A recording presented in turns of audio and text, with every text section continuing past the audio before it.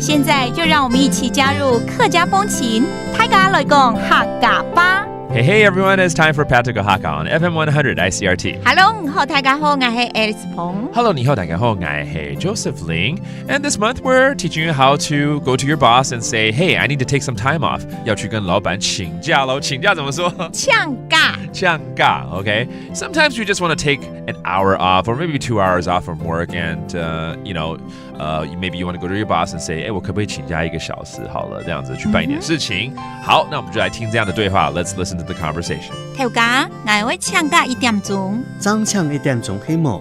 我會去超權嘅銀行辦事情。Okay, so let's break it down one by one here.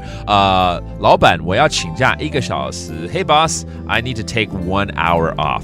大家，我會呛假1點鐘。我會呛假1點鐘。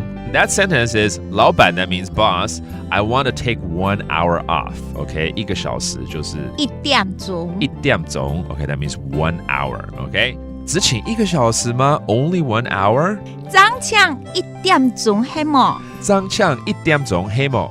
黑某就是有一點那種 question 是嗎？OK， 然後他說我要去附近的銀行辦事了所以應該蠻快就可以解決了。I'm just going to the bank nearby to do some business. 我會去超權嘅銀行。超權嘅銀行辦事情。辦事情潘思晴不是要潘什麼東西辦事情就這3個字。Okay, I like that. Okay, so 潘思晴 that means to do some business, to take care of something. 辦事情 And then the bank 銀行 is called 銀行。Okay, 銀行 that is a bank.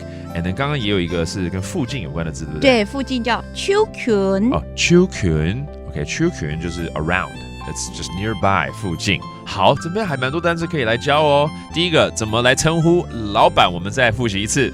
大家 That's your boss, your supervisor, or your manager. 然后呢，1個小時 1 hour. 1點鐘。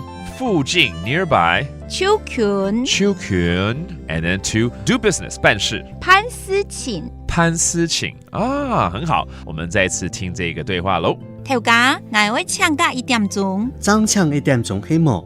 我會去超權嘅銀行辦事情。And this month, again, teaching you how to take some time off, whether it be an hour or you need to take 2 weeks off. It's 請假。